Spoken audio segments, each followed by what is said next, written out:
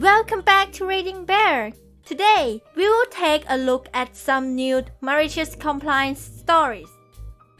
And if you enjoyed my content, please don't forget to subscribe to my channel and post some bear emojis in the comments.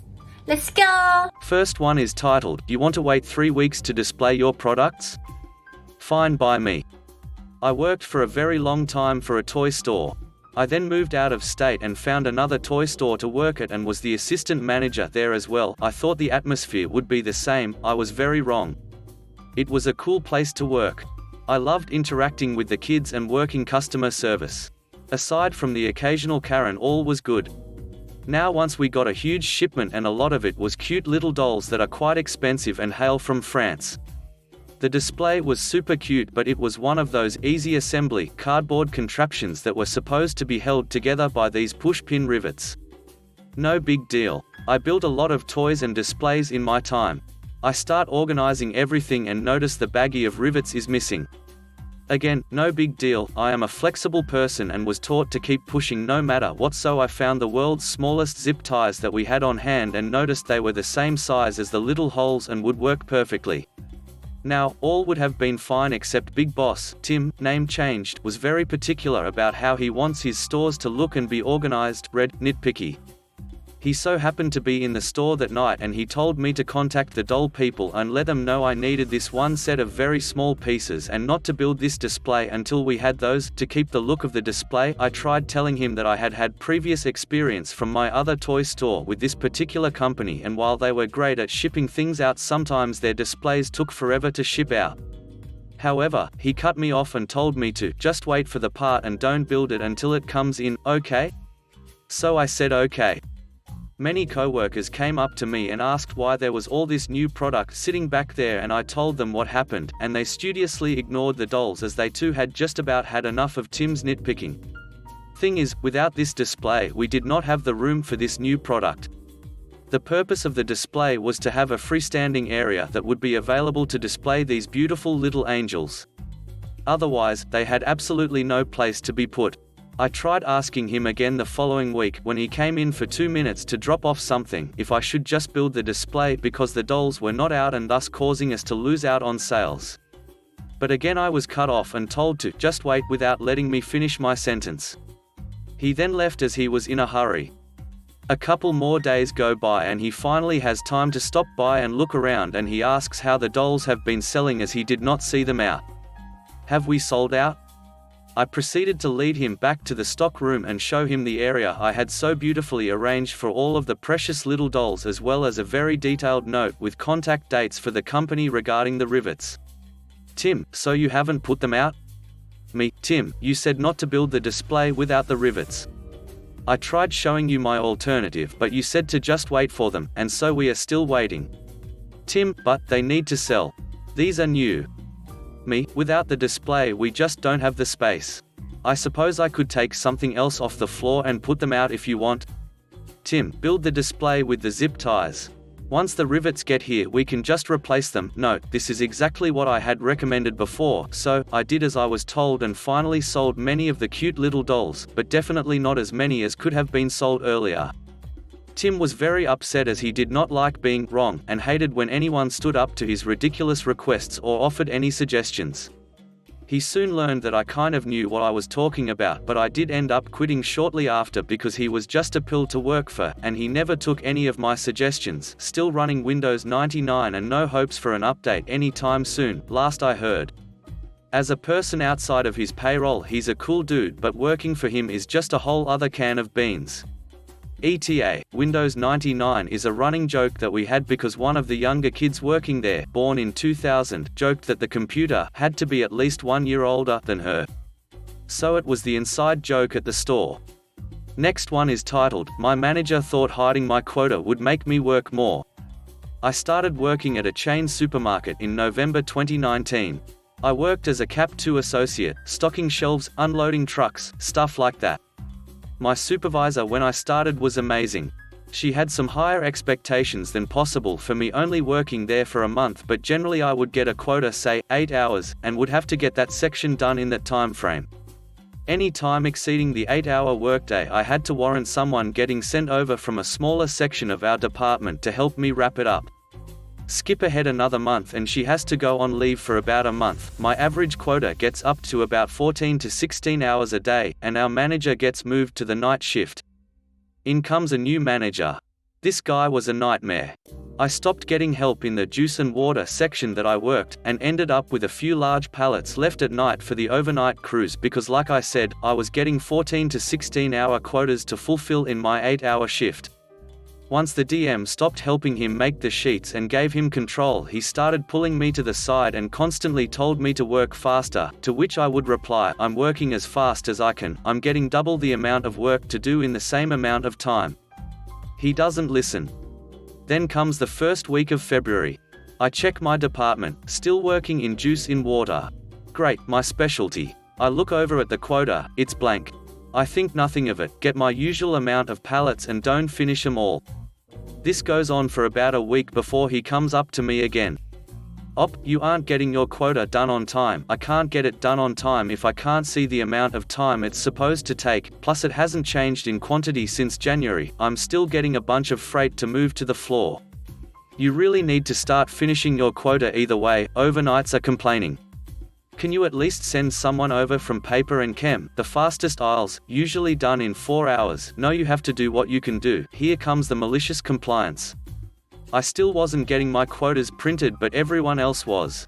I timed how long it took me to unload and stock a pallet and an LCR, what they use to haul TVs to your vehicle and such.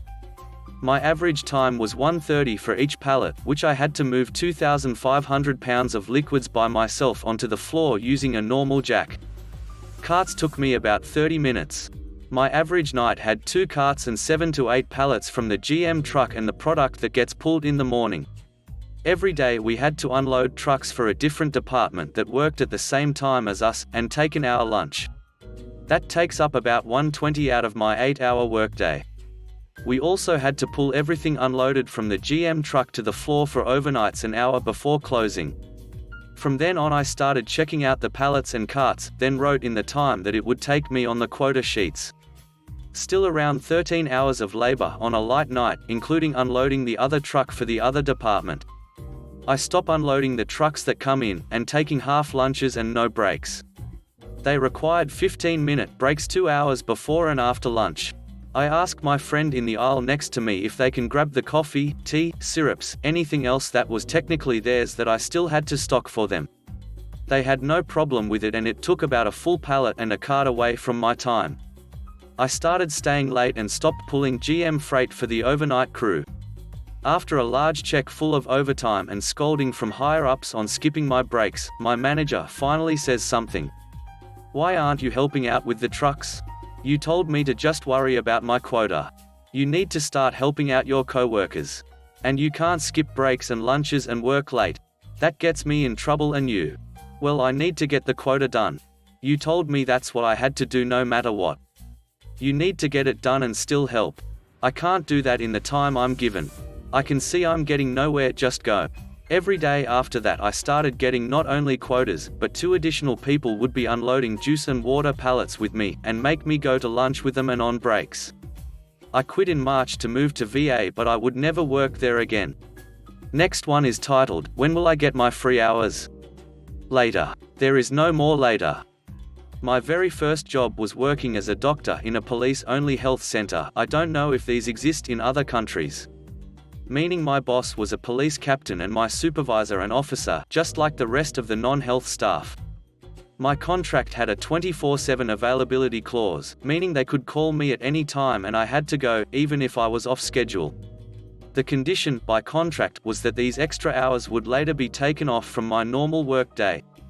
This was supposed to be a first-level health center, not an or something like that, so it was technically weird that there was a true emergency that needed my attention on off-schedule hours.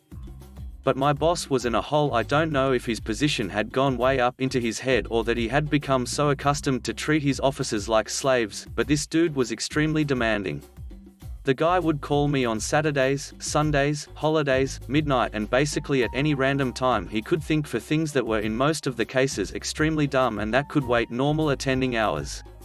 The headache of Commander X, the diarrhea of Lieutenant Y, the 37.8°C fever of Major W's son, his own post-New Year's stomachache. He actually called me at 6 a.m. January 1st.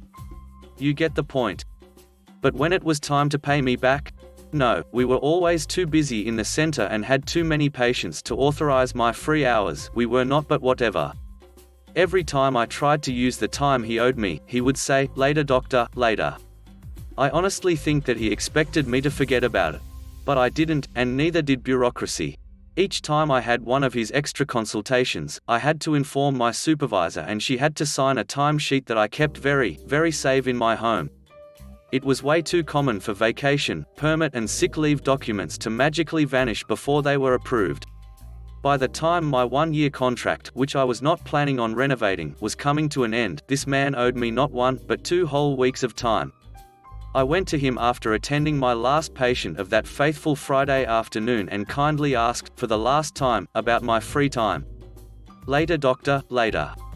I took my timesheet and a copy of my contract, signed by himself, and told him that today is later. At the time I didn't know, but it was the first time I saw the "surprised Pikachu" meme manifest in someone's actual face. He obviously tried to stop me, claiming that the sheet was not valid, but my supervisor, who I am sure was later scolded to death, had to back me on this one and verified the authenticity and validity of the paper. The system also had the medical records of all the extra consultations, with time and date, so I also had that as backup. He said that the hours had to be used before a certain time period, but I reminded him that even if that was the case, which was not, according to the contract, he himself had always postponed it. Without any other valid objection, he had to accept defeat and dismissed me for the next 2 weeks. Was this important? Well, with me going out and my replacement not coming until 2 weeks later, the health center was left with only one other doctor in the middle of the flu season. According to my colleague, who hated me a little for leaving him alone in that hellish situation, the overflow of patients in the first half week was so much that the captain was forced by the higher ranks to advance my replacement's first day and to deduce from his own salary the extra cost this implied. As for me, I took mental note of never working with military institutions again. Next one is titled, "If the girls have to wear the new uniform, then the boys will too." Many years ago I worked in a small coffee shop on a university campus. Work was great, we had fun and loved the owners. Unfortunately, after 2 years of working there, they retired. New owner came in, put up multiple cameras, like 8 in a 3 meters by 10 meters coffee shop with all the cameras trained on the counter and staff areas, and used to proposition the girls, we were all university students, so 17 to 21 years old, that they would get extra shifts if they went home with him. If you argued back then you got your work hours cut down the bare minimum.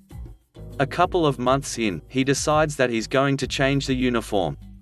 Our uniform was just a loose black polo shirt with the cafe logo, black pants and closed shoes, standard coffee shop staff attire. He decides that the uniform will change, but only for the girls. Now the girls will wear a midriff top with the cafe logo and low-rise pants.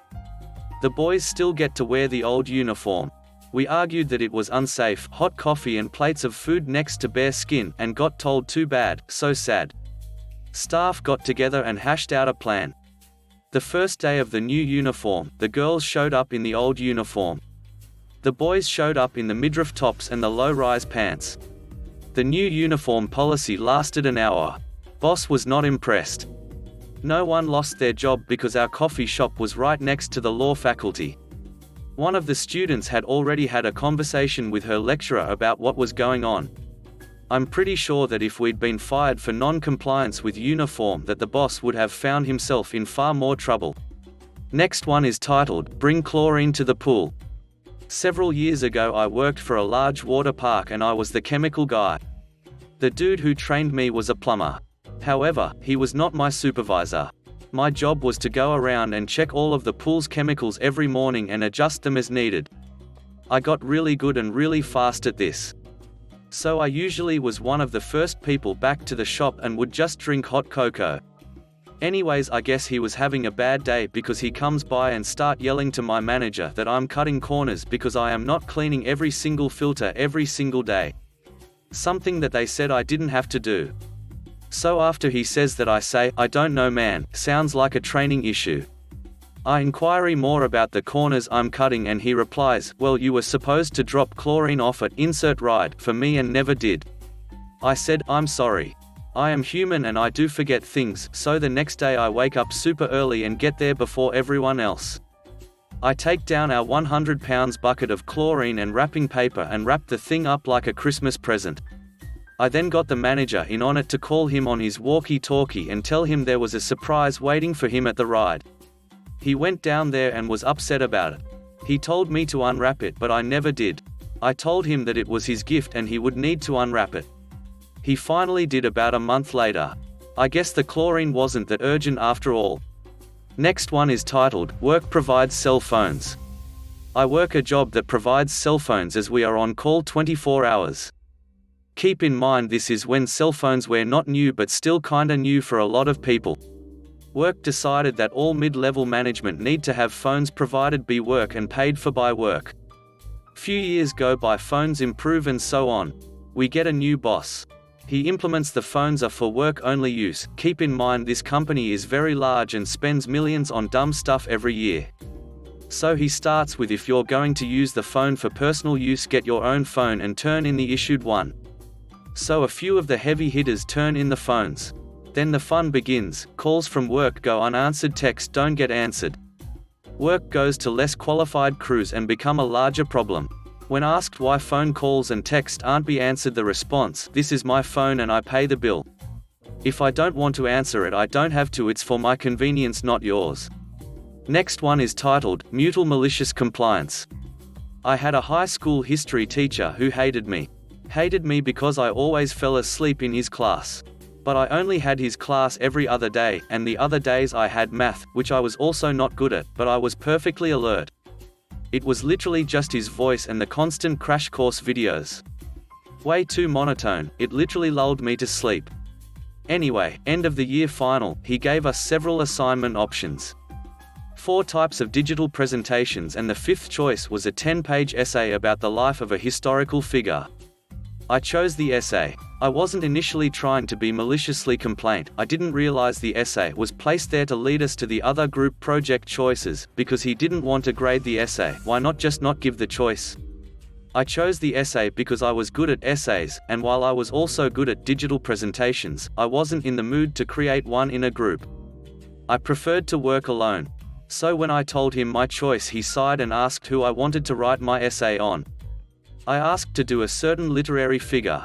A legitimate historical figure, but not the kind he was looking for. He threw his hands up and said, "Sure, at least you're finally taking an interest." He had always thought that I was being deliberately bad at the class and annoying.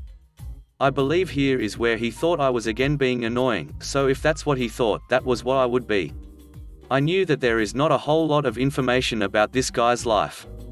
So, in order to reach 10 pages, I pulled out all the tricks. I made all the punctuation 1 font size bigger, I spelled out dates in full, as well as full names every single time. For a gap in the timeline, I spent 3 paragraphs exploring what scholars theorized about the man. I expected to get called out for all of this and get a bad grade. I turned it in and watched him flip through it, literally just counted 10 full pages, and then wrote A+ on the front. I suppose we were both being maliciously compliant to each other. Last one is titled, No More Overtime? Okay. Backstory, from 2008 to 2017 I worked as a network technician for a major telecom company. At first a normal work week was 54 hours, 9-hour days 6 days a week. Projects often took a month or more to complete. These projects were also in different locations. So it was normal for myself and others like me to stay in hotels for several weeks in a row. We had 4 to 5 break days home at the end of the month. The reason for the MC, around 2012 a new VP decided no more overtime. She also didn't want the company paying for extra hotel nights if we didn't work the day. 1 night was okay, but not 2 in a row. So I wasn't supposed to stay in hotels over the weekend. Now for the MC, at the time I was working on projects that were 5-hour drive from home. With the permission of my team lead, Monday morning I left home and made the 5-hour drive. I continued working 9-hour days. Come Thursday, with about 35 hours worked, I would make the drive home. Both the drive to work and the drive home were on the clock, but with zero actual productivity. Plus I was getting 3-day weekends. After a month and a half of this, completion deadlines were getting missed. It didn't take much longer things to change again. It wasn't exactly as before, but still an improvement over what the new VP had done. I forget to mention that this was using a company vehicle, 4x4 truck, which back then got crappy gas mileage. So in addition to the above, I was putting extra wear and tear on their truck. Also, I doubt I was the only net tech doing it this way, but not everyone was. Some were doing 5/8 and or not claiming the drive time. Others may have been staying in the hotels on their own dime or using points. Thanks for listening.